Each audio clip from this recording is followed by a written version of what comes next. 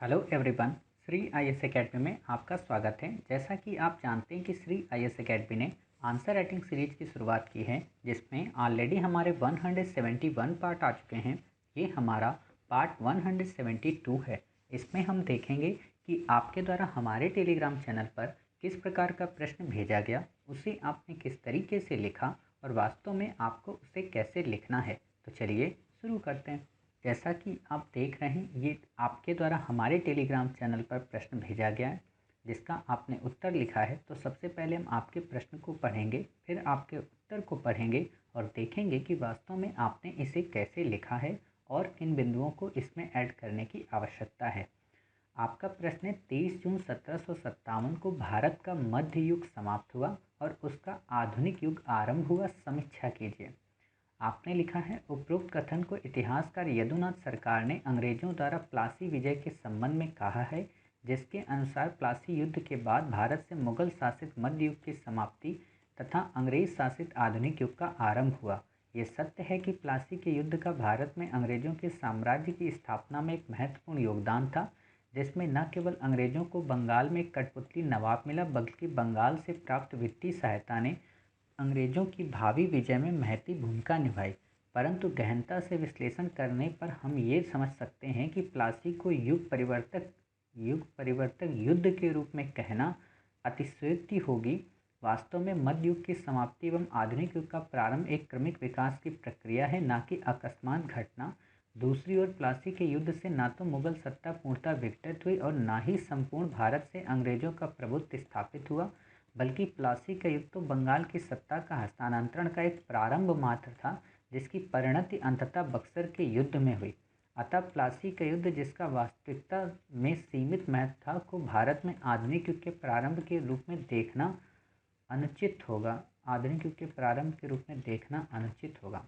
काफ़ी अच्छा आपने उत्तर लिखा है। मतलब अभी तक आपने जितने भी उत्तर लिखे हैं, उनमें अगर मैं कहूँ कि आपकी लेखन शैली में जो ग्रंथित करने की जो कला है, वो इस प्रश्न में मुझे दिखी। अर्थात आपने एक तो शब्दों की मर्यादा का पालन करते हुए अपने जो विश्लेषण के पक्ष को बताया, काफ़ी अच्छा बताया।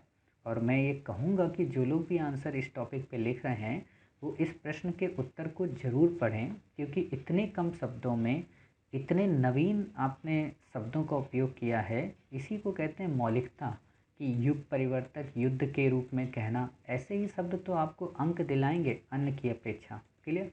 दूसरा, आपने यहाँ पे ये एक वर्ड लिखा है काफ़ी अच्छा, कि पूर्णतः विघटित नहीं हुई थी। ये लाइन काफ़ी अच्छी लाइन है और यही चीज़ें एग्जामिनर को सोचने के लिए विवश करती हैं। क्लियर।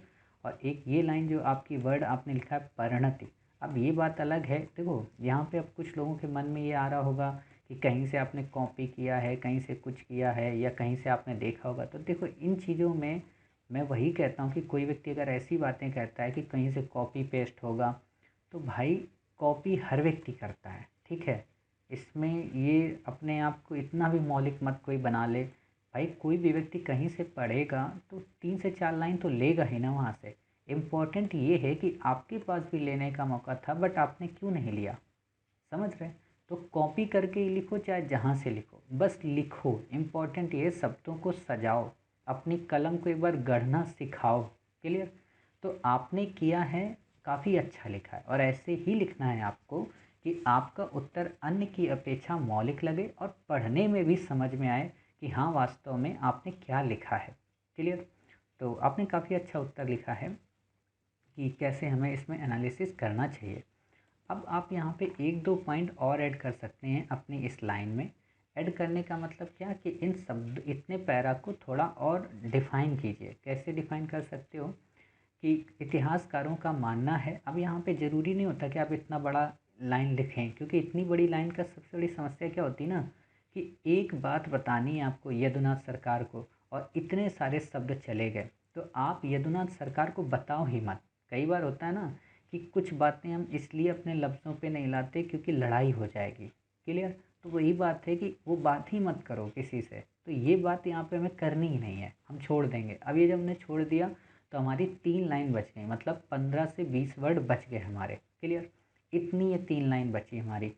अब हम क्या करें, इन 15 से 20 लाइन को सही से यूटिलाइज कर लें। कि कुछ इतिहासकारों का मानना है कि मुगल काल के द्वारा वंशानुगत प्रक्रम के अंतर्गत उस समय प्लासी या उस समय बंगाल के नवाब को पदस्थापित किया जाता था या पदोन्नत किया जाता था, किंतु अंग्रेजों द्वारा कठपुतली नवाब बना देने से इतिहासकारों का ये मानना हुआ कि अब वंशानुगत की वो प्रणाली समाप्त हो गई, अर्थात अब व्यक्ति को योग्यता के आधार पर उसे नवाबियत का पद मिलने लगा, जो कि आधुनिक लोकतंत्र की परिभाषा थी। अतः इस समय के प्रक्रम को कुछ इतिहासकारों ने आधुनिक काल से जोड़ दिया या आधुनिक युग की संज्ञा दी। क्लियर।